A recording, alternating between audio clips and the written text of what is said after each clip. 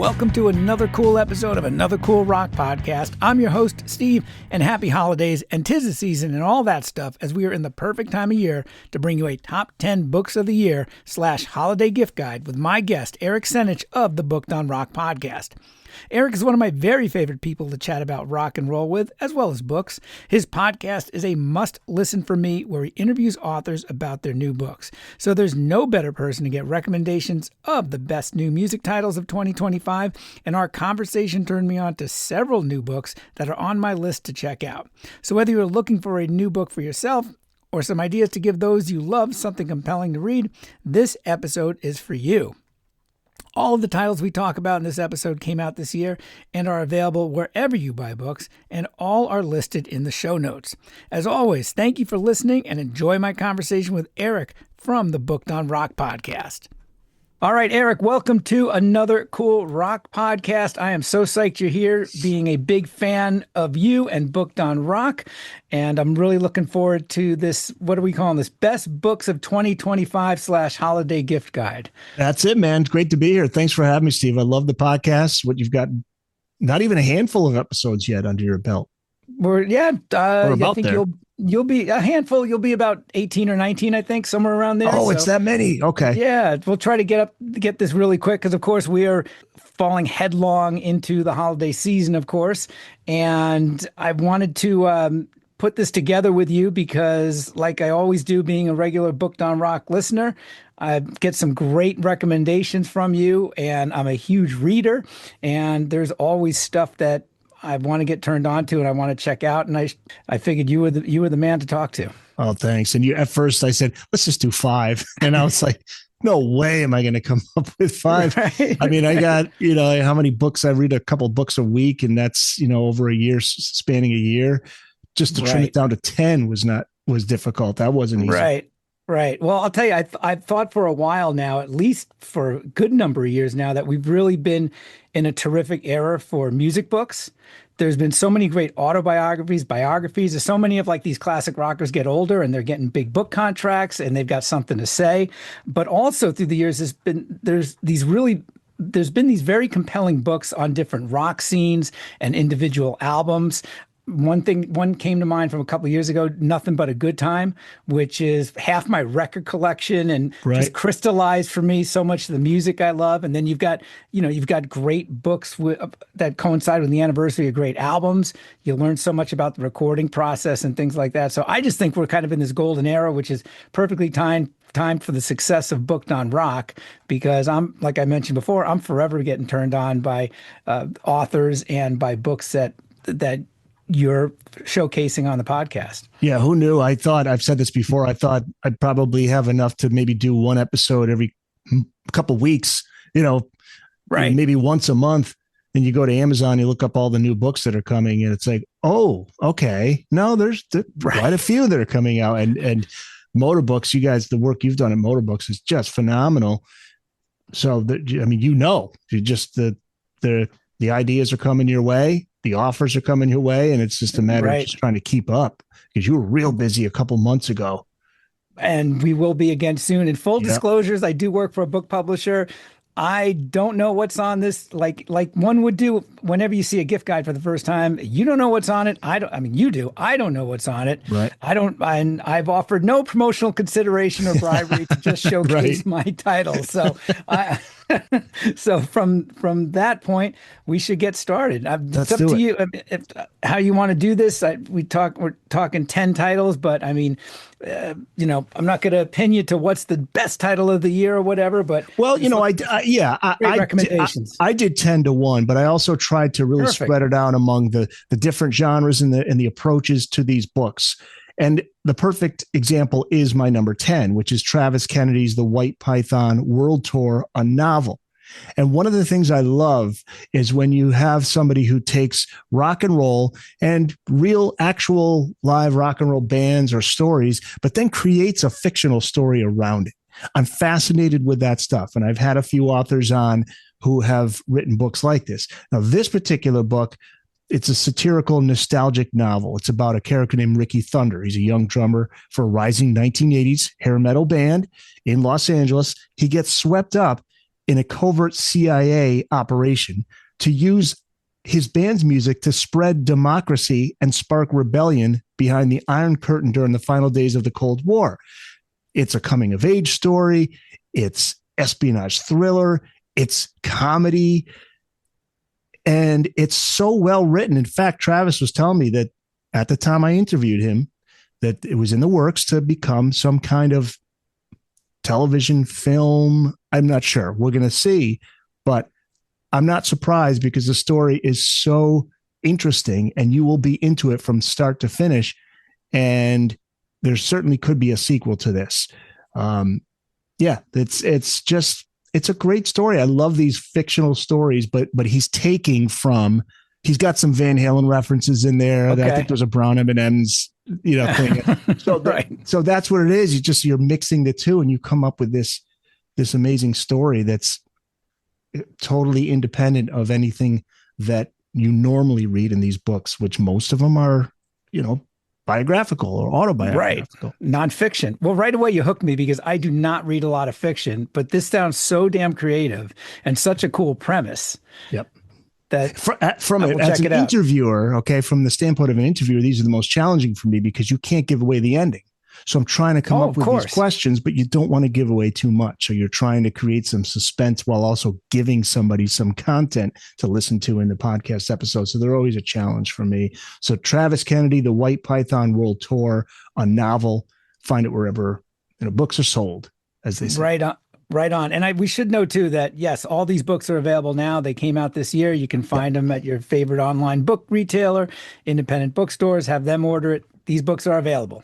Yep, absolutely. And all of these episodes, all the books I talk about here, I interviewed the author. So you can go to bookedonrock.com. You can go to the episodes page and just type in the title of the book in there and you'll find it.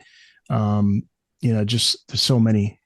I'm up to like 340 episodes, Steve. What the hell? Crazy. Holy, what the hell's wrong with me? In a short amount of time, too. I need help. Yes. I need help reading more books. All right. So we want to move on to number 9. Sure thing. Number 9. Oh my God, this is so funny. And I didn't even think about this. It's a Beatles book. All right. Number 9. Number 9. As you know, there's so many Beatles books out there, and I always welcome any Beatles book. But I wanted to zero in on one particular one that I covered this year. It's called Ribbons of Rust, The Beatles Recording History in Context, Volume 1, July 1954 through January 1963. The authors are Jerry Hammack and Robert Rodriguez. It's a detailed look at the young Beatles, their formation from 54 to 63, placing their recordings within the cultural, the social and musical landscape of post-war Britain, covering influences like American rock and roll and skiffle, their Hamburg days, their early EMI sessions, deep dives into recording details, historical context, little known facts for fans that not all the Beatles books have. And there are a lot of great Beatles books, and apologies to all the great authors I've had on. Just so many Beatles books. I think I've covered the Beatles more than anybody, but I wanted to zero in on this one because 2 reasons. One, it emphasizes the world around the band, showing they didn't create in a vacuum. Okay, so all of the influences. Right. Listening to people forget about, I think. Yes. Listening to radio, all of these things. But it also includes QR codes, so you can hear the music that inspired the band. You can also see the newsreels as you're reading through the book. So it is a fantastic job that they put into this book.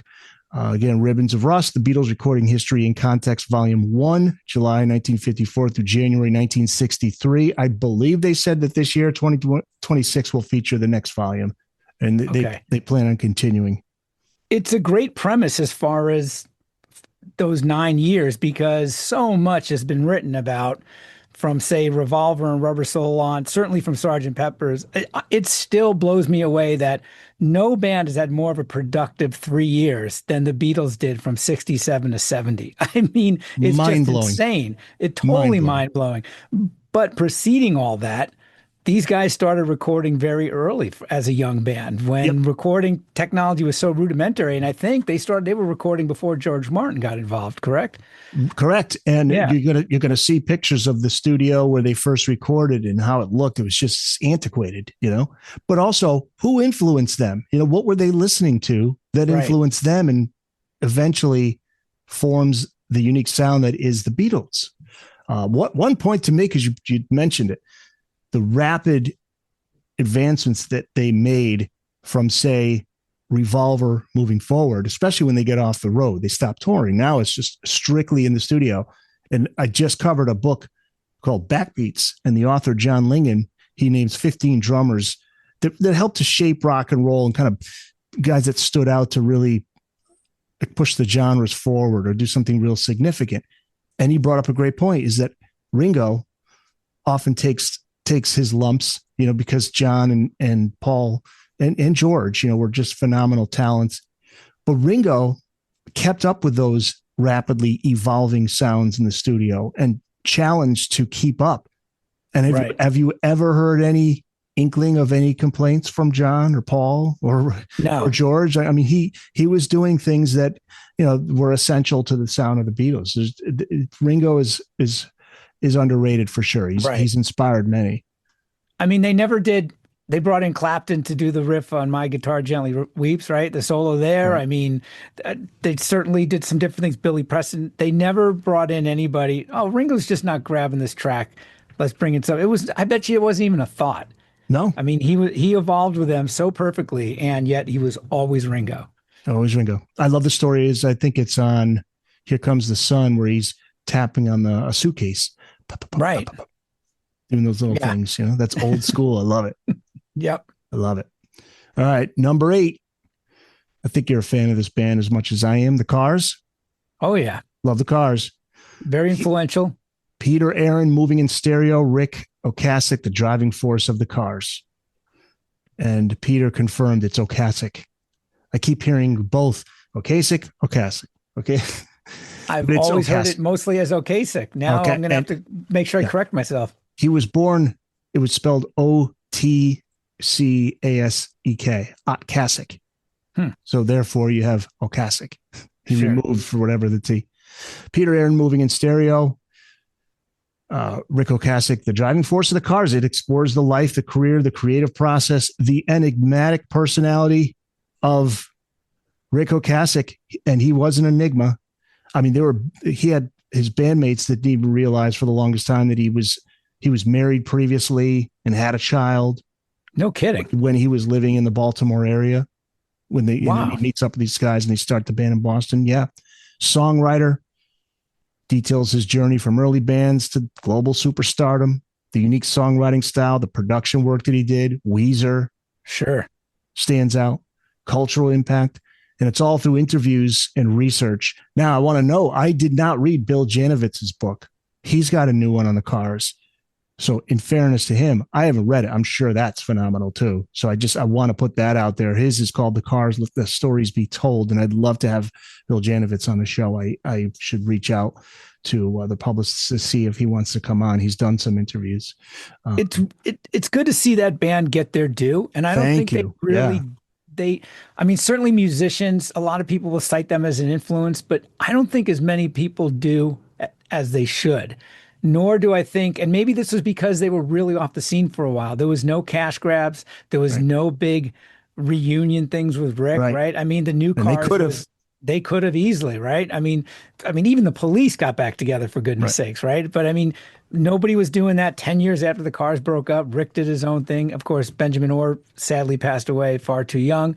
And they were so influential. And I just think, it's anecdotal, but I just think a lot of people may have forgotten about them.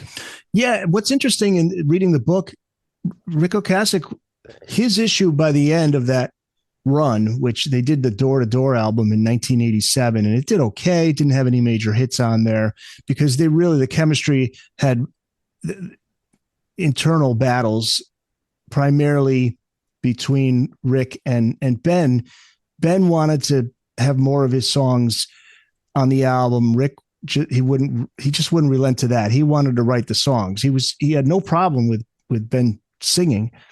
But what eventually was starting to get at Rick, which is, it's hard to believe, but he was starting to resent the fact that people didn't see him as an individual talent. They felt like without the Cars, you're nothing. And I thought that I never would have thought that he felt that way, because he didn't seem like that type of guy. But again, you talk about that music business and people start getting in your ear. You don't need the Cars. You're Rick Ocasek. You don't need them, Right. And that's because they did get new management and things like that started to happen. And it really hit Ben Orr hard. I mean, he really was a downward spiral into depression and a lot of drinking, and all those guys, they just didn't know what to do. And that album, Heartbeat City, Mutt Lange. Oh my goodness. That. Yeah. Drive. You might think Magic. Yeah. It was a huge album. That was a massive, it was the perfect confluence of amazing songs, great sound, pop radio. A lot of bands were crossing over to pop radio, but also MTV. And for a gangly looking guy, they made great videos, right? As a gangly looking frontman, just let it be said, right? They didn't look like Duran Duran, Nope. No. But, and then guess what happens? He'd say it, but Rick Ocasek, his solo career is not what he hoped it would be. He put out solo albums and they were good, but the magic wasn't there. And then by the time the Cars come back together, Ben's already passed away. They got back together in 2011, or I think it was, Move Like This. And that's a really good album. Have you listened to that? That's right. That was not the new Cars. It was the Cars. There was the new Cars with Todd Rundgren. Right. Later. Yes. And they actually reached out to Rick to do that project. He said no, but he gave the blessing to the other guys, Elliot Easton and the other guys in the band. But when they reunited for Move Like This, and again, I think it was 2011, it was odd because, again, the enigma that Rick Ocasek was, Elliot Easton just gets a call out of nowhere, and Rick's just like, I've got these batch of songs. I just feel like they'd be good for a Cars album. And Elliot Easton's like, okay. Like, you still have my number? Yeah. Like, let's go. Let's do it. No pun intended. Let's go. Right. But sadly, Ben wasn't there. So you wonder which songs he would have been on. But give it a listen, Steve. It's a really good album. It lives up to its expectations, I think. I'll have to check it out because I do not know of it. And I'm always a fan of bands' later years. Yeah. In fact, you mentioned the Door to Door album. If I remember correctly, the single from that was a song called Strap Me In. Yes. Which is one of my all-time favorite Cars songs. It's a good tune. And I'll tell you what's I love that song. Elliot Easton has a perfect guitar solo in that song. Note for note. Very underrated. Perfection. Yeah. Very underrated guitarist. But Strap Me In's a good one. But the other one that I fell in love with just because I was preparing for the interview, and I said, I got to listen to Door to Door because I gave up on it. I just didn't think it was worth anything. But You Are the Girl is good. But there's another one in there that I don't even think was released as a single, Go Away. And that's Ben sings that. Go Away. It's the second to last track on that album. But yeah, the album just did not do well. And it was just time for them to Move Like This, 2011. I guess, right. Yeah. Wow. All right. Yeah. One more time. What's the name of that Cars book? So yeah, it is called, I lost it here. Here we go.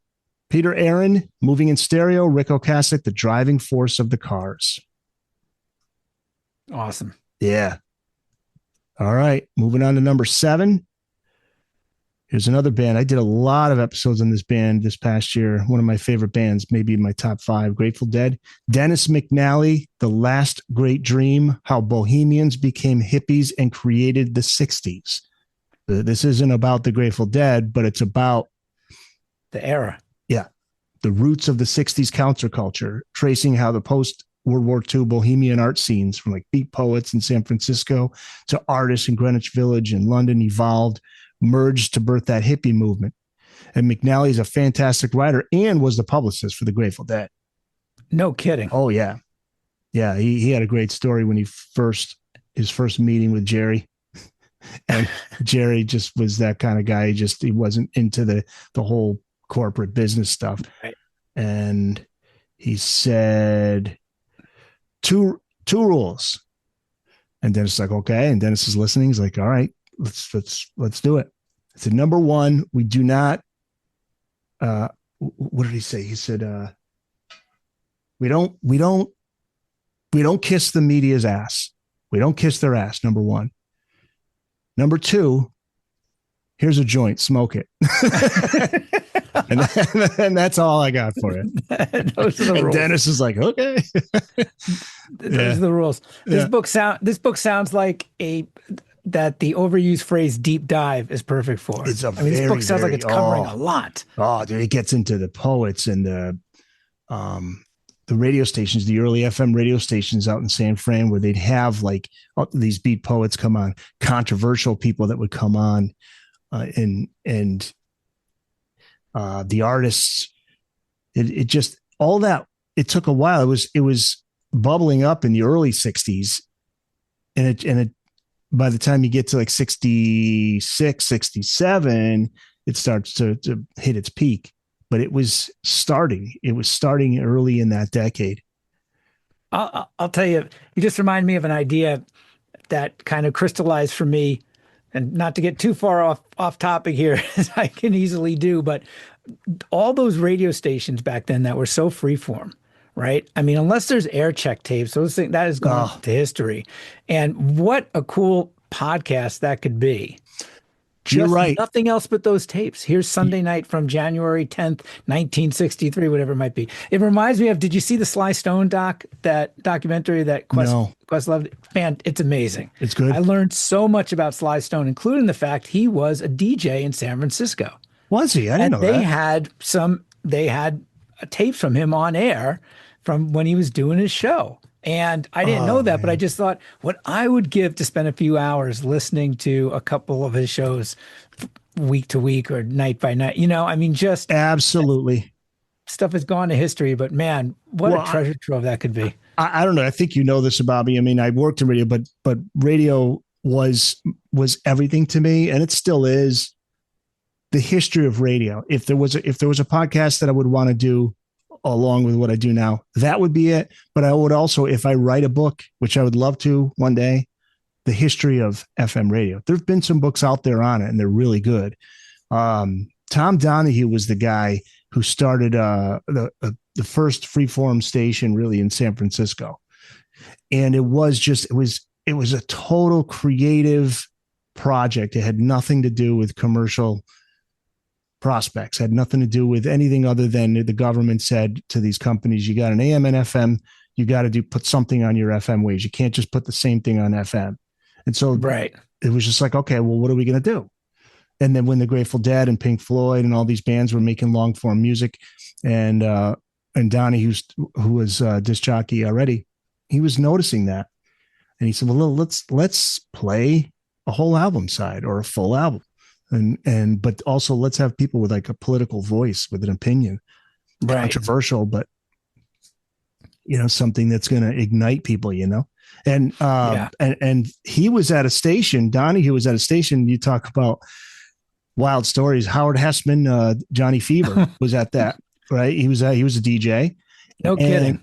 And Carl, the writer for Jaws, was Peter Benchley. Not Peter Benchley, the script writer who's in Jaws. He plays the news reporter in Jaws. Yes, I can't remember his name. He's saying to the mayor, he's like, I'll bury it in the back page. Don't worry about it. That guy. Right. Yeah. Carl, not terrible. It's Carl Gottlieb. Okay, sure. Yeah. It's a history that needs to be told, because when if my math is correct, I think Generation X is going to be the last generation really that was so influenced by what was over terrestrial airwaves. Yeah. Radio was an absolute 100% art form for a very, very long time. And then in the 70s and into the 80s, it became very corporate. And then it became more and more corporate, to the point where I jumped ship because I couldn't afford to live off of the salary, because they weren't paying DJs anything, and they also didn't want DJs to become stars, because then, you'd have to pay them more. Right. So just read liner notes. That's what's driving me nuts. if they even had DJs. I don't know if you heard what happened here in Minneapolis actually last week. No. I guess they were, I don't even know if, I think they're still a AAA format. Cities 97 KCTZ. They played 4 hours of the last like 30 seconds of this one song. It was in a continuous loop. And it went viral. You have to just look up Cities 97. By mistake? It's the computer glitch. It was an evening. There's no voice tracking. There's no DJ. It's a clear channel station. It's down in Texas. And this has been a long time influential station here in Minneapolis, which I spent so little time listening to terrestrial radio, especially when I got out of the record business, music business. I don't know how influential they are anymore, but I saw this come across my feed and I was like, this can't get any more embarrassing, but this is so indicative of what's going on in radio. It's all computer programmed. It's not local. And there's nobody in the building. Right. Nobody in the building. There was a station I worked at where they had this one guy, he worked there overnights and there was 4 stations in the building and his job was just to make sure that if something like that happened, he take care of it, put him back on track. But then even those guys weren't even around anymore. And most of the shows you hear are pre-recorded. They used to have, they call it voice tracking, and I could do a 4-hour shift in like 15 minutes. They'd have all the songs set up and they have the liner notes and then you could take the song and move it. So if you want to hit the post in like top 40 format and you're talking right up until the singing, you could do that. That's an art form, man. which is taking away from the art form, because that was the whole thing. You'd have to practice ahead of time. I did a few stations that were the top 40 type format where you'd have to practice it out ahead of time, time it. How long is the intro? The intro is 13 seconds before they start singing. Okay, well, and then you're drafting up something in your head or typing it up and rehearsing it before you do it, because it's an art form until the point where you just get it. You just know. Those, but you didn't have to do that anymore with voice tracking. Yeah. Wow. I got, if you have an article, I'll look it up, but I was just glancing here. I know I texted to a couple of people. I'll find it. Yeah. Oh boy. Oh boy. Oh boy. Yeah. All right. So we're up to number 6. 6. Yes. Oh, this one is so cool. This book is so cool. Jason Schneider, That Gun in Your Hand, The Strange Saga of Hey Joe and Popular Music's History of Violence. Schneider uses Hendrix's iconic version of that song, the murder ballad, Hey Joe. Mm-hmm. It's really a lens to explore the violent connection between American popular music and crimes of passion, tracing the song's roots, exploring its various artists, and there have been many, and our fascination with violence through this story. It's like true crime. There's something about this idea of, hey Joe, where are you going with that gun in your hand, man? What are you about to do? You are about to throw your whole life away. What are you about, and how did that song start? And it goes back way, way, way, way back, before Hendrix heard a version of it that was like 2 or 3 recordings in, and I can't remember the guy's name, but it's all in that book. Song, it was here. Let's look it up quickly. It was an old folk song. Hey Joe. There was a version by the Leaves that was somewhat popular, and it just around the New York folk scene, it was like a song that was just every artist would cover it and play it in the clubs. Let's see. Yeah, the Leaves recorded the earliest known commercial version of it, but there was guy by the name of Billy Roberts. In 1962, Billy Roberts registered Hey Joe for copyright. There's a long authorship. So was this based on was it folklore or was it a true story? I wonder what from what I recall, this song was. Yeah, I'm trying to remember because it's been a while since I read the book, but I think it's just a fictional story. I think Tim Rose recorded the song in 1966, copyrighted it as his own arrangement, And that might have been the version that Hendrix heard. I think that was the version that he heard at a party somewhere, and he just decided to record it. But murder ballads in general, they're a fascinating topic to really get into and the history of it. The Byrds did it. Hendrix, he was at the time with the Jimmy James and the Blue Flames group. Okay. And yeah, it was one of the songs that Hendrix would perform a lot because the song, the Tim Rose version, I think was getting popular. And Chaz Chandler from the Animals managed Hendrix and says, right, this is a song you should play in your set. And he played it. And then they recorded it. Yeah, they recorded it like a day after he first played it. I think this book sounds like it's a reminder as well that violence in rock and pop did not begin with rap or for that matter, heavy metal, let's say, right? I mean, there's a long history of this. Long history, going back, way back. All right, now the next one, I know you're going to love this because you're a fellow Kiss fan. Greg Prato, Talk to Me, Conversations with Ace Frehley. Oh yeah, it's on my it's on my list. Yeah, yep. It's a must. It's all told in Ace's words, but also Greg interviewed Eddie Trunk and Joe Bonamassa and people that were friends and peers of Ace. But it's a deep dive into his life, his career, his sobriety, the wild stories. It's all in there. Greg interviewed him many, many times over the last 20 years, I would say. Did you hear Gene? I love Gene. He's my favorite. I love Gene as far as his stage persona with Kiss, but he opens his mouth sometimes. Do you know what I'm talking about here? What is this very recent? Because yes. It's easy to lose track of all the dumb things Gene says. No, it was just within the last few days. He's saying that, basically alluding to the fact that Ace didn't just fall down the stairs sober. Oh, come on, man. And that's not cool because Ace's roadie, his road manager, was on Three Sides of the Coin recently and was adamant that Ace was sober, 100% sober. And he has been for over 15 years. Over 15 years. Yeah. And that Ace had terrible knees, his ankles, his feet also were causing problems to the point where whenever they would go to these venues, if there were stairs, Ace had to have somebody in front of him and behind him, and Ace would put his hands on their shoulder and make sure that he didn't fall. Right.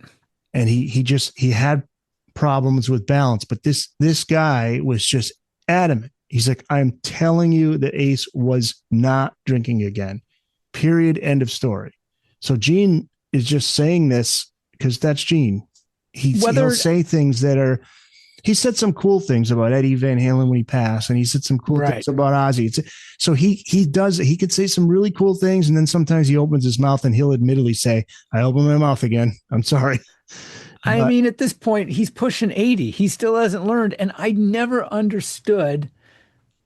And Paul as well. I mean, at some point, there's no reason to talk trash. There's no reason to just get those little digs in. Yeah, and Gene was just like, I wish I could have done more. And it's like, it's not about you. No, I know. You haven't seen Ace in a long. I mean, you saw him a few times here and there over the years. I'm sure they talked on it, but come on.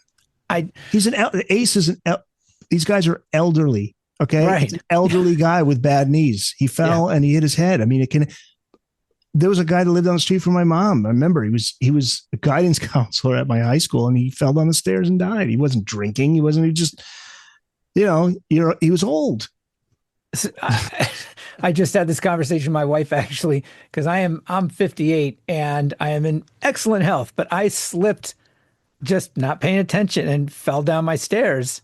And I was all alone. And I just remember I had a salad bowl went clattering, and I just really laughingly thought, well, this is how it's going to end. But in all seriousness, I mean, there's some crazy percentage there's that age cohort mixed with accidents in the home or accidents. Yes. I mean, these are all elderly guys, just switching gears as far as Ace reading material. like you, I know you listened to a ton of Kiss after Ace's passing, and you had that great tribute episode on Booked on Rock. Thank you for having me on that. Yes, and you did a great job, man. Everybody came through on that.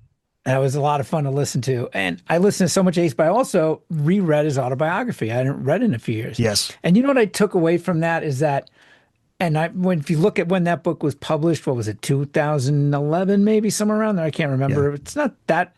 Yeah, no regrets.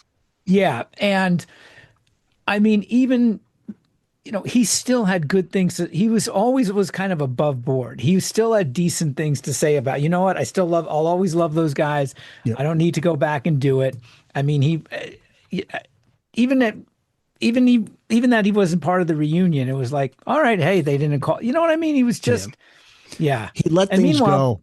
He let things go. He'd get pissed. He'd say what he had to say, and then he just moved on. And I think getting sober and the path he took to get there probably helped him in that respect. I mean, this is all out of my control. It's those morons. I'm just, those guys, I still love, and that's it. And he was the most prolific. Book. Yeah, it's really good. He was the most prolific member of Kiss the last 20 years. Oh, he absolutely was. And I think I mentioned this on your tribute episode. When you look at it, there was never a trend that Kiss didn't jump on, which they didn't need to do, right? We'll go disco. We're going to go, more glam in the hair metal in the 80s. I mean, I always say Carnival of Souls is that if Kiss fans heard that record without knowing it was Kiss, they wouldn't like it. You know what I mean? I just can't get into that. Maybe Rain, is it Rain? Maybe Rain one and Hate, or two songs. Jungle. Yeah. But what I'm getting at is that Ace was the only one who always stayed true to the music. Yes. If you look at from the first album to the very last, I love his recent stuff. I thought that last record was 10,000 Volts. Yep. I just thought it was great. I listened to that record so much. He always stayed true to the music. He didn't chase trends. There's not much more you can say about that. Yep. And Kiss, you can't say that about. Back Into Your Arms Again. I think is that on 10,000 Volts? I believe it is. I don't have it in front of me, but surprisingly, because it was sitting on top of my CD player, which is nearly in arm's reach here for months and months. Yeah, let's see. I think that's it. Let's see. 10,000 Volts track listing. Let's see, track 5, Back Into My Arms Again. It's my favorite from that album. Yeah, it's and the one that you were part of, that you worked with Ace Anomaly. Anomaly is his most personal album. Yeah, and that is one of my favorites from Ace. I'm so thankful he was so prolific, which would not have happened if he wasn't sober. Yeah, and he was just a cool guy, especially when he got sober. He just the last interview I just saw he did with the Professor of Rock, and he's just such a nice guy at the end of the interview. He's like, I want to thank all the Kiss fans and all the Ace fans. Just want to thank all the, yeah. And you just want to hug him. He was humble, He's just lovable. Yeah. And he was rock and roll to the core. That was what bothered him towards the end as he get to 1980. It's like he just wanted to rock and roll. That's all. Yeah. That's all he wanted to do. Didn't want to do a concept record. Didn't want to go disco. I mean, and that really hurt him to see Tommy Thayer wearing his outfit. That really. And I can imagine, because it's like you got this guy up there wearing his costume and makeup and also doing his moves and all that. I mean, that was rough. That was rough, but it's a business. I think also Ace understood it was a business, and I mean, he kind of let bygones be bygones with that stuff. Paul, and at his funeral, his services, it was Paul, Gene, and Peter were all there. So glad they were there. I mean, yeah, obviously you'd hope they would, but with those guys, I mean, I'm glad they were there. I'll just leave it at that. Yeah. So, all right. Hold on. It's a good segue for a shameless plug here. Tomorrow morning in your inbox, you'll see a press release from Martin Popoff's next book, which has already been up for pre-order. It's called Kiss 76. Oh, I can't wait. 12 months that define the hottest band in the land. And I've got a physical advance copy. I sent one out to Martin. By the time this it's available to pre-order now. It's not a plug here, but I'm sure you'll want to talk to Martin again next year. Oh, please. Yeah. Because this focuses on the year 1976, right? That's it. Yeah. And what transpired that year. That was a big year. Right. Blowing up. You had Destroyer come out. And then at the end of the year, you had Rock and Roll Over. Right. Which was one of my favorite Kiss records. And just, they toured practically the entire year. And just. Does it cover the Halloween special they're on, the TV special? I believe was that 76? Was it 75? I can't recall, but I have not read the entire book yet. I've been flipping through it. It's one of those, I got to sit down and read it cover to cover every time I open up at a different place. Amazing photography, but the cover looks awesome. That's a cool niche where it's like, this is it, just this one year. And when is that coming out? It's coming out February of next year, 2026. Oh, okay. So we got to set up something with Martin. All right. Yeah. Cool. All right. Well, this next one from Minneapolis, Steve, you're going to appreciate this one. This is actually a tie. 2 Prince books I have at the number 4 slot. James Campion, Revolution, Prince, the Band, the Era. That's one. And John McKee, Prince, Sign of the Times. Those 2, I think, if you get them both, you can't go wrong. One, James, his book explores the creative and the cultural impact of Prince's backing band, The Revolution, which is really interesting. And it details how it was a diverse, a multiracial, intergender group. And that helped Prince create the iconic music that he created, defied the norms, achieved pop superstardom, really through those prolific years, which is 82 to 86. McKee's book examines Prince's life and career through the prism of just specifically that album from 1987. It's a masterpiece album, Sign of the Times. So if you get those 2, those are 2 great books that came out this year, right around close to around the same time. And you have to, there can't be enough books on Prince. No, covering his life, because there's a mystery there too. There's still a lot to uncover. Such a mystery, and prolific is an understatement. I mean, just the guy was he played every instrument it's funny because being just a guitar lover that I am, I never thought he really got his due. He should have been on multiple covers of Guitar World, but I don't even think that ever happened because the guy could shred. He could play the blues. He could play jazz. I mean, just a monster guitar player. And I admit, his music was never played on rock stations where I was here in Connecticut. Right. So I had him placed in the pop genre. That's it. He has nothing to do with rock and roll. Right. And then as I got older, and then at the Rock and Roll Hall of Fame performance, that started to change things. Yeah, that in the Super Bowl halftime show. Where he did a Foo Fighters cover, and it was just that guitar playing and just if for anybody who didn't know or forgot what an amazing stage performer he was, because for the longest time there wasn't massive world or US tours. Incredible. And I've lived here 30 years, and I saw him once in 2007 when he played 3 gigs on July 7th, 2007. Wow. This numerology thing or something. So just obviously from, just making that massive imprint and out of here in Minneapolis. And just, you mentioned the first book. James. Yeah. That band. The Revolution. The Revolution, right. Sorry, I had a brain cramp there for a second, but it reminded me that I'm going to reference the Sly Stone documentary again, because a couple people in the documentary brought it up, that Prince was so heavily influenced by Sly. And if you look at the Revolution, you saw men, women, white, black, different religions. It's like, whoa, that was Sly's blueprint. Sure. And absolutely. It's so obvious, but yet I never really thought of it. And just that through line, just amazing musicianship, great stage show, incredible songs. There are a lot of revelations in the book, like Joni Mitchell is a huge inspiration. And how he was a fan of Michael Jackson's, but he was smart enough to know that he needed to make sure that he played the guitar so he could differentiate himself from Michael. Because otherwise he would have been lumped in with Michael way too much. And the press did that. The press did that so often because here's 2 young black superstars in the MTV generation. Yes. and competing for very often the same fan base and dollars, but and the same airspace on pop radio so often, but yet two wildly different artists. I mean, in my mind, there was never a comparison. They had an interesting friendship, like a competitive friendship where Prince would send, like if Prince got a good review of an album, he would fax it over to Michael's place and just basically say, hey, look what I did. Yeah. I did not know that. That's awesome. And Michael wanted, and this was, I found out in the book, Michael wanted Prince on the song Bad. And Prince read the opening lines and he thought it was so sophomoric. He's just like, no.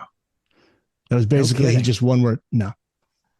The opening line is, your butt is mine. Is no. I'm not surprised that Michael, always with a commercial eye and that sort of strategy thing. Okay, who's a hot guitar gun? I'll have Slash. Do you know what I mean? After Eddie, it's no surprise that he reached out to Prince, like to try to get him on the record. Likewise, it's not surprising if I think about it for a second that Prince said no. Right. There's so many other great stories, just how he was in the studio. He's very intense, where if you made a mistake, he'd give you the look. Shit. He was very particular. But there was, he had, like, management would tell him, you talk about being prolific, they would say, hey, slow down, man. You're going to overexpose yourself. And he's just like, hey, I'm sorry, but I can't do that. I'm just going to keep writing. I'm going to keep recording. And that's why the vault is filled with music and videos and all these ideas that he had. Yeah. He couldn't turn that creative thing off. Yep. Well, he's in the next book, and here we go. We got a Motor Books book showing up here. Gary Graff, 501 Essential Albums of the 80s, the music fan's definitive guide. And Prince is in this one. And Gary Graff is one of the nicest guys, man. I love having him on. Great writer. And he takes his fellow music journalists and has them do entries on these albums, curates and explores 501 pivotal albums from the 80s. It's all genres, not just rocks. It's pop, rock, hip hop, metal, indie, year by year breakdown, descriptions, album art, artist photos, the release details, which Motor Books does an amazing job with, commentary to capture the cultural impact and the innovation of the albums. And it's got everything. It's got blockbuster albums, but also the influential, like, niche records. It's and it's great because it's a conversation piece. You could put that in your living room or dining room and have guests over and they look at it and they start to talk about it. And it really, and he's working on a 70s one. Yep. So, the 70s one. Yeah. He's called it a book designed to start arguments, but yet that it's so darn complete. Yep. There's not a lot to, at least from where I sit, there's not a lot to argue there. You could quibble a little bit, but all 501, you can legitimately make the argument that, and he does, that this is why they should be there. And the other journalists do a great job with that too. Yep. So that's a must. Now the next one, number 2, is one that, oh man, thank God a book has finally been written about this guy. Stephen Lewis wrote a book, Richard Manuel, His Life and Music. Richard Manuel from the band. The band, sure. Yes. First official biography of the band's soulful multi-instrumentalist and vocalist, Richard Manuel, explores his musical genius, his role in rock history, his struggles with addiction, deep dives into his songs, performances.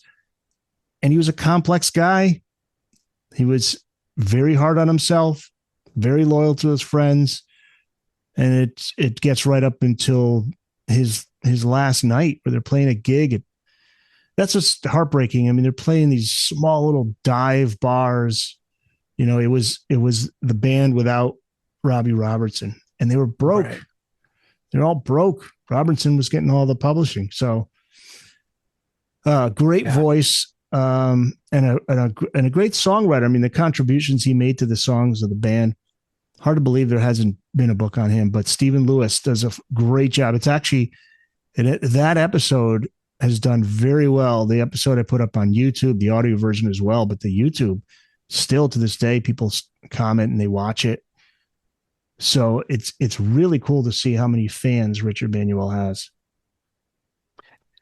It sounds like a super interesting book. And I mean, there's a lot. The band's history is so deep, and a lot of people just think of, is it Garth Hudson and Robbie Robertson, right? But it's Levon. I'm sorry, Levon Helm. Yeah. But yeah, Richard, huge part of that band. Yeah, Rick Danko, there's got to be a book on him soon, because that guy too, man, what a beautiful voice and a sad ending to his life. They're all gone. Yeah, I was just going to ask you that. That's what I thought. Yeah, the professor, he just passed away. He was the last. Garth, yeah, he just passed away. An amazing band. All right, you ready for number one? Ready for number one. I won't do a drum roll, but yeah, let's hear it. Here's a guy who's really, his voice. You always, as a fan of this band, I always wondered what he was thinking throughout the years and what he had to say. And finally, he's written a book, Mike Campbell. It's called Heartbreaker. Mike Campbell, the lead guitarist, Tom Petty and the Heartbreakers, from the band's inception from 1976 right up until 2017 when Petty passed unexpectedly. It's his life story, his journey from being a poor kid in Florida to, meeting Tom Petty and becoming a legendary guitarist, co-writer for Petty's songs, but also he wrote Don Henley's Boys of Summer. Which 99% of the people don't know that. Right. And it talks about how Petty, they're in the car together and the song comes up on the radio, and it was like the 100th time Petty had to hear the song. And he finally just turned to Mike Campbell. He's like, I got to give you, man, this is a good song. Because he offered it to Petty. Petty said, no, it won't fit on my album, Southern Accents. So he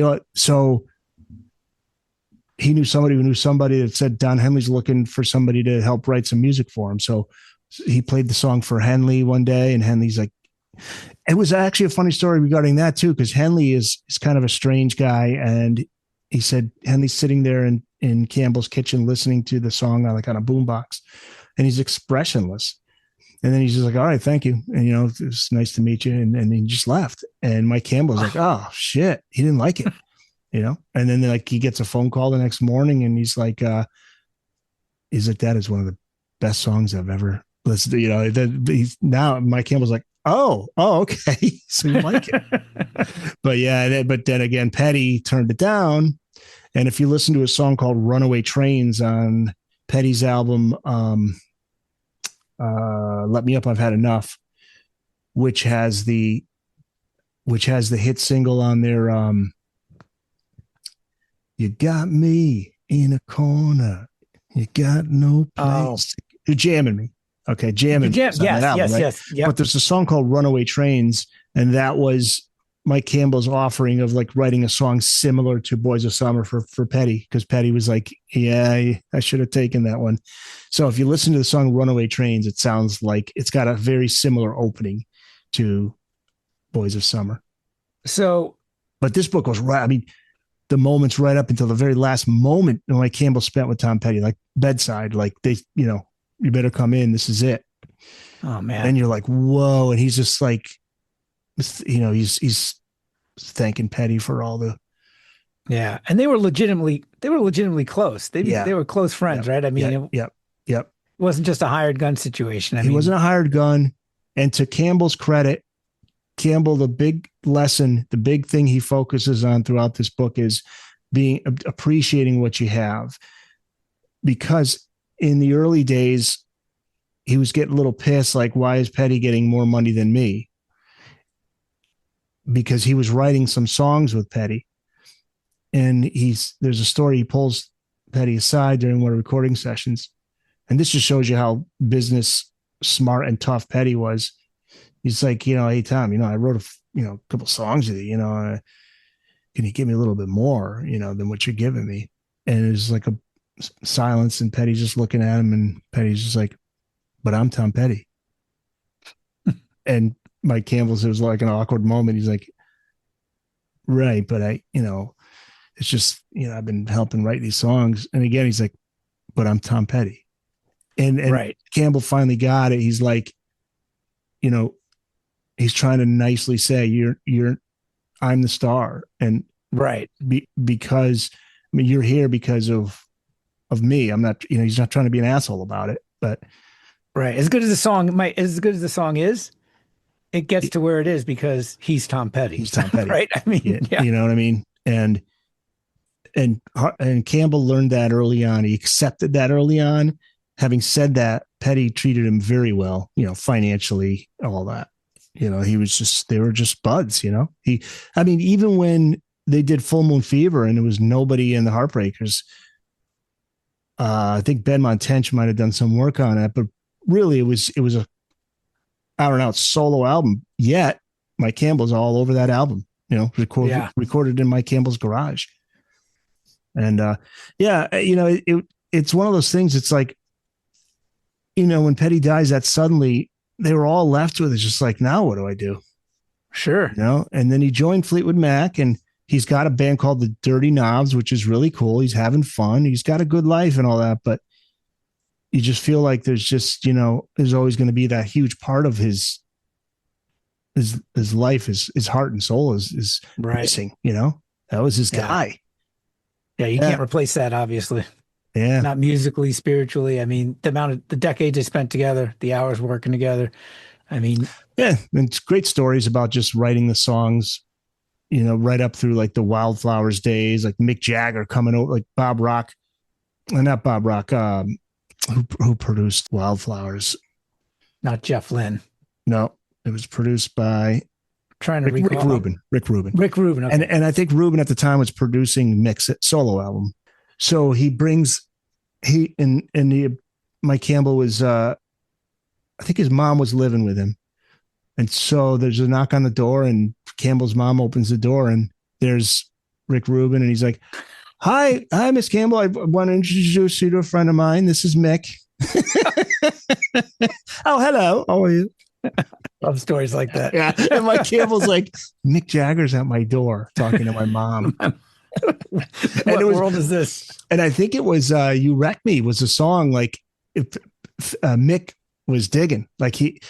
And then he figured it out. He's like, Rick's coming over here to see if they can get one of my songs from Mick. Because then Mick, he was describing Mick doing that whole, his little chicken dance, I guess, as You Wreck Me's being played. He's like, I really love this song, And Mike Campbell's like, nah, man, we're holding on to this. This is Mick's over there angling for it. It's like, okay.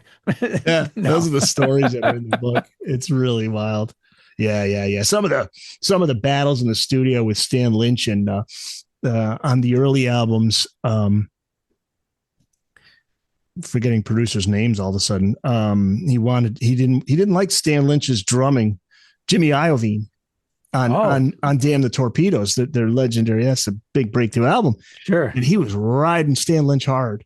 I don't like it. Do it again. I don't, And they almost, and then Petty and Ivy were having these conversations with Stan Lynch, like sitting right there, but he could tell they're just like, you got to get rid of this guy.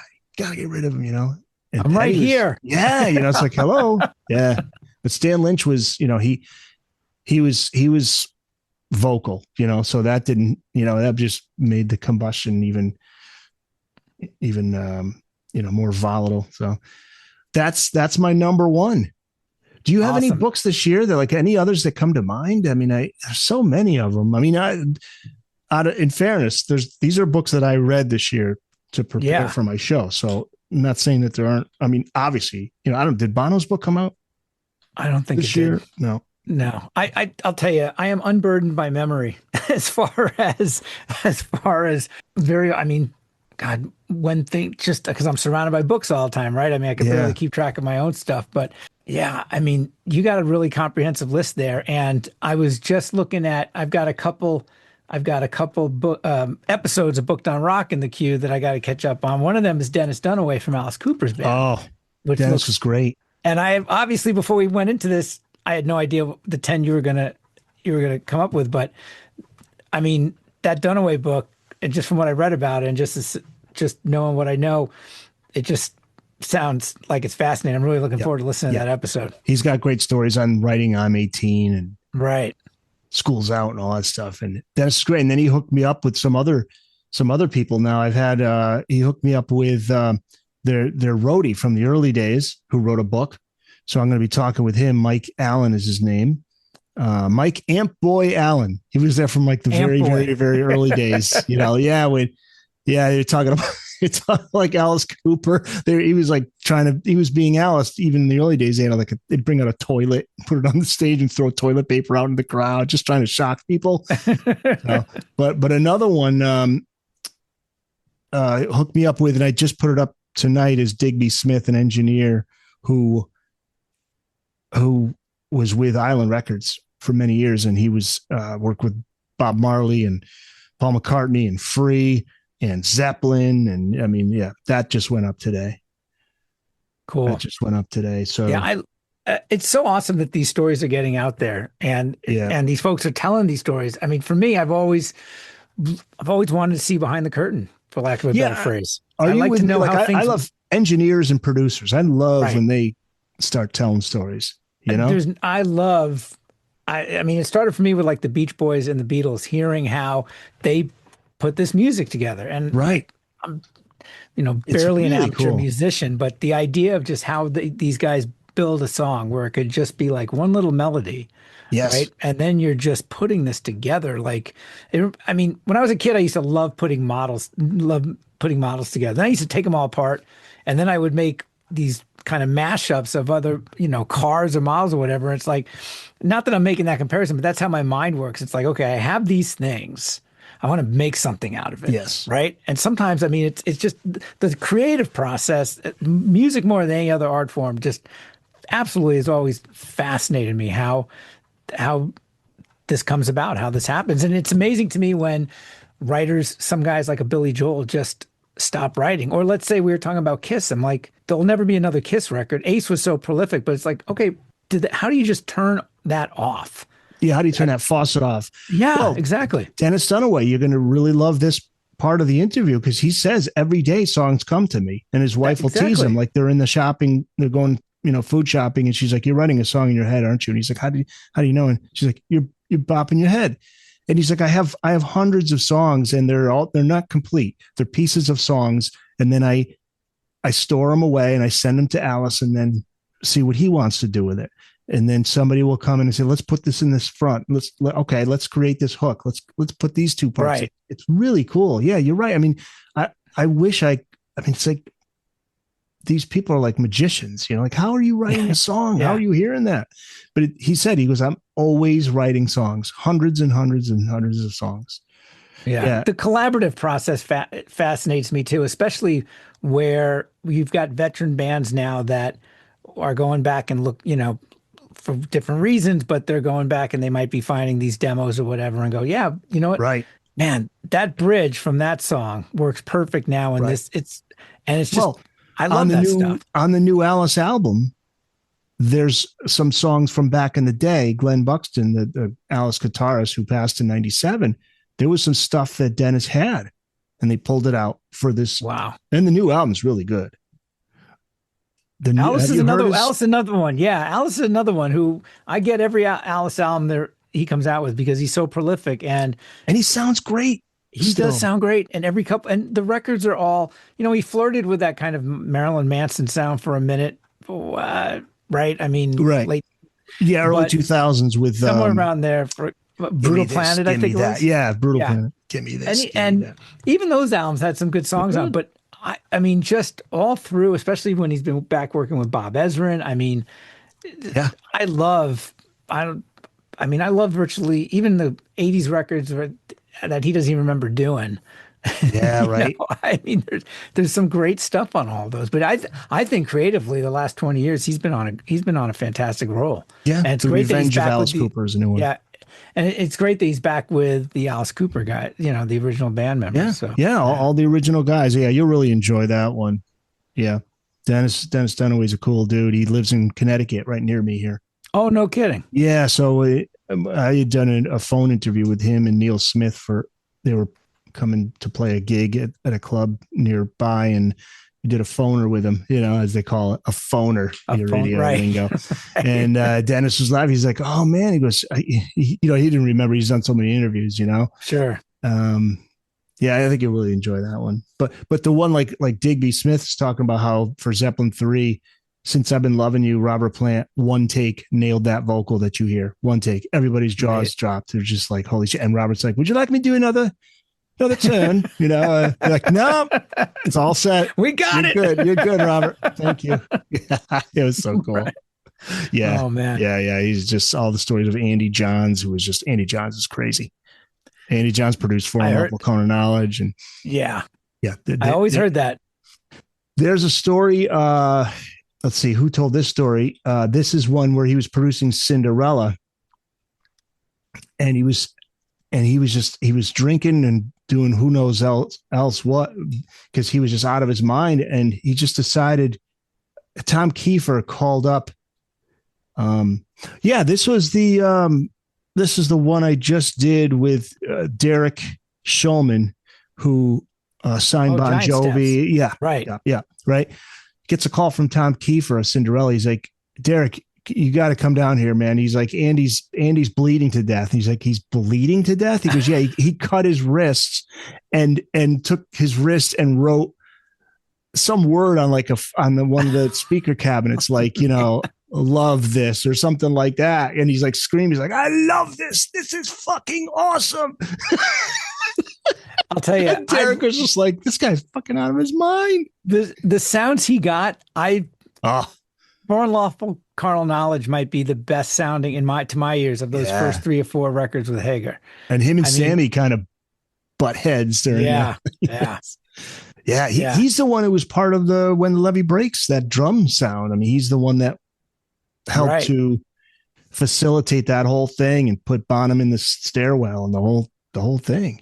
I'll tell you, that would be a great. I would love to see more producers do books. Like Tom Werman's book a couple of years ago was fascinating to me. And I mean, he was also a label A&R guy, but I would love to read a book from Mutt Lange. You set me up with Miles Copeland, those were my first ones. Not a producer engineer, but still manager of the police. You know what? I asked Digby Smith about remixing and remastering. What's the difference, and have him explain, right? He remixed Bad Company's first album, Straight Shooter, their live album recently. And he also did Sabbath's Volume 4. And I said, I'm going to be a selfish Van Halen fan here, Digby. But he was a really nice guy. I go, every Van Halen fan wants this album from 1988 called OU812 remixed. Why doesn't an artist do that? And he really couldn't say one way or the other. Basically, it's just Alex's decision, really. But he was funny. Mm-hmm. But he did say, though, he's like, sometimes you have to get the song stems and really work from those. But sometimes you have to be careful. Not if you raise up something, it might affect the other tracks when they're playing together. You have to kind of be careful with that. But anyway, having said that, he goes, hey, I'm here. I said, Alex, are you listening? Digby wants to do it, because it's like, please remix. Oh, yeah, went too. They remastered it, which helps. But remixing means taking every separate element and blasting up the bass more. And it's just right. Yeah. You reminded me of another producer who I bet you may have heard this, but Jack Douglas was on Billy Corgan's podcast. Yeah, Aerosmith. Great converse. Aerosmith, Cheap Trick, John Lennon. And he was Alice. I think he produced Alice Cooper. I think Dennis mentioned his name. Producer engineered. Okay. Yeah. And I mean, there's a list of names a mile long that he's worked with and been involved with. That, I mean, from jazz to rock that a lot of people don't even know. Right. But he was telling, I can't remember which, I think it was Aerosmith. Yeah, he was talking about Aerosmith. He said the reason why those Aerosmith records he produced, came out, there was a hard edge first song, was the way records were. You couldn't put that towards the end of a record because there was sonically, I guess, no space. Right. So that's where, Toys in the Attic and Back in the Saddle, those first, and they're some of the best lead track songs in history. Right. But there was also, from an engineering standpoint, we couldn't lead off side 2 with this because there's only something so much. With the grooves of the vinyl. Yes. And that's why those old albums are like 9 songs, 10 songs, that's exactly songs. What Douglas said. Yeah. They couldn't fit more, but what that meant was you're picking the best of the best. Right. And once the CDs came along, you saw understandably, 15-song albums. So it was too much. Like, oh, great. Let's just jam it like Hot in the Shade from Kiss. It was like, you don't need all these songs, you know? So there was a detriment there because you really had to be careful with the songs you choose. And again, the way they're lined up and how the grooves of the vinyl and all that stuff. Yeah. That really is. Yeah. That's, I mean, and those books don't have to be controversial, man. You just give us tell us what's in the sauce, as they say. There's a book called Behind the Boards, which I love, which I still have. And the author interviewed all these people. And it's a story I've told a million times, but it's one of my favorites. Mike Fraser, when he did Thunderstruck for AC/DC. Oh, sure. And Angus he lights up the cigarette. They hit record, and Angus goes into right. And Fraser's thinking at some point he'll probably stop, and we'll splice this together. We'll do one take, and by the end, the cigarette butt had just burned all the way down, and it was like Angus was just totally zeroed in on it, focused, laser sharp, and that was it. One take. All he had to do with Fraser was just like pull the rider down throughout the verses, and then pull it back up. But that's Angus in one take. Nailed it. I love that shit.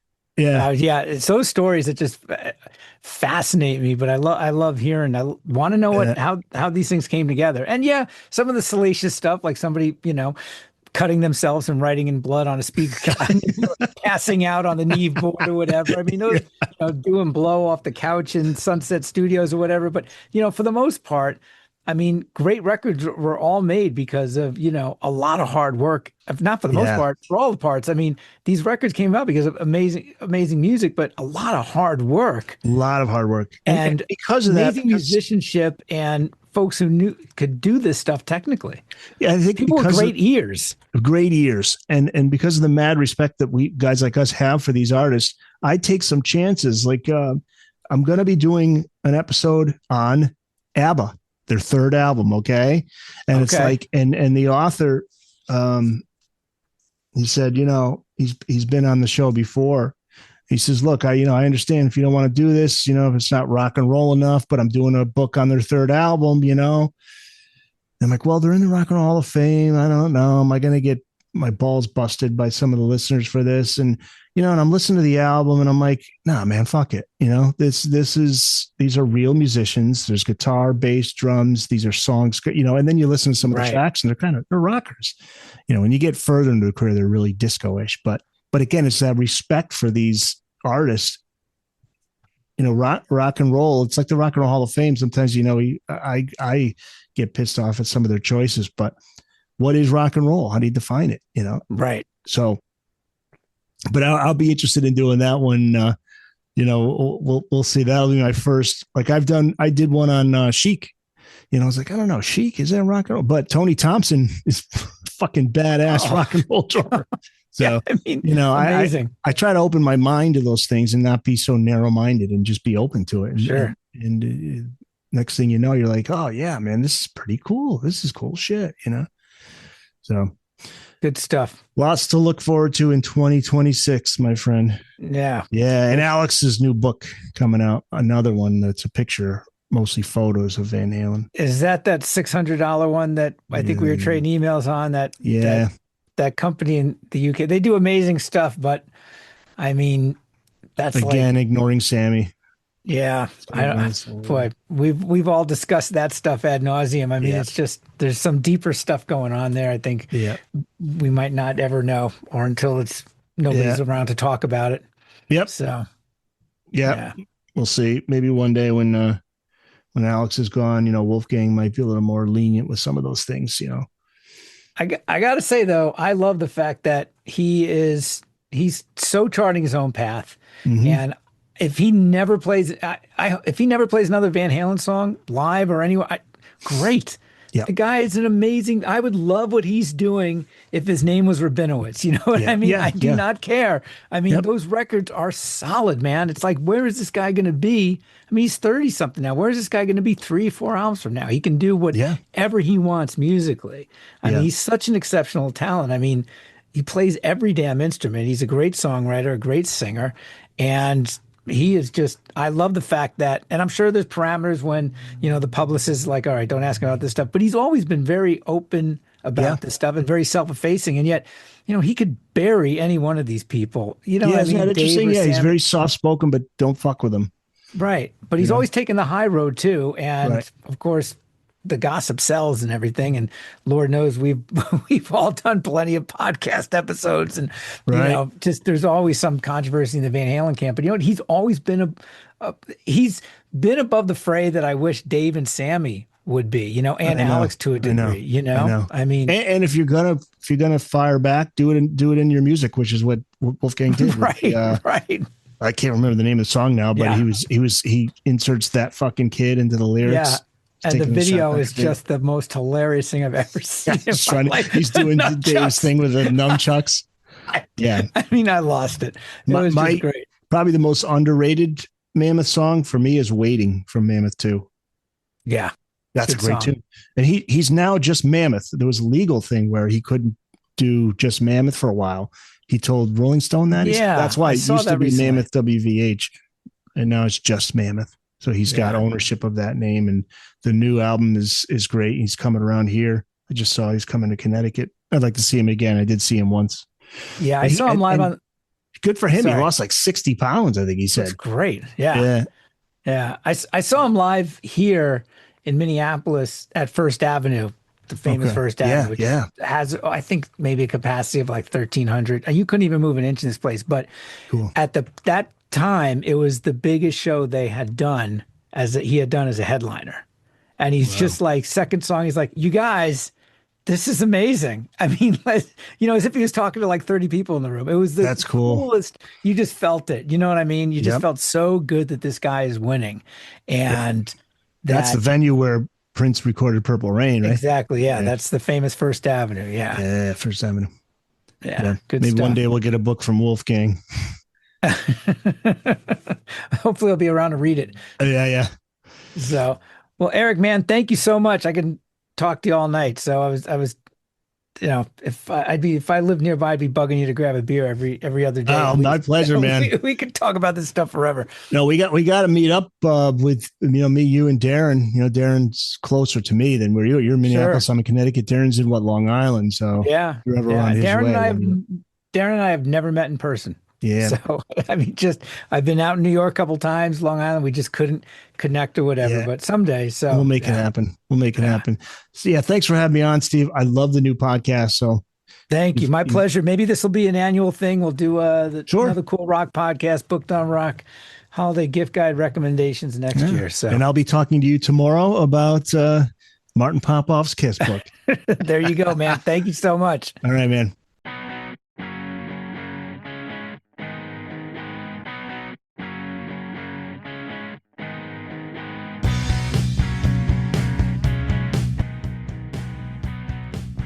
All right, hope you enjoyed this episode of Another Cool Rock podcast.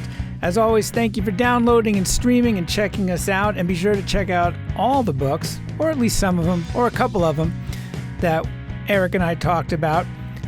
Everything is in the show notes. And of course, as mentioned, these books are available wherever you find your favorite reading materials, online, in stores. Order them from your favorite independent bookstore. Even record stores carry a lot of music books. So check it out and enjoy. And as always, be good to yourself and be good to other people. Take care.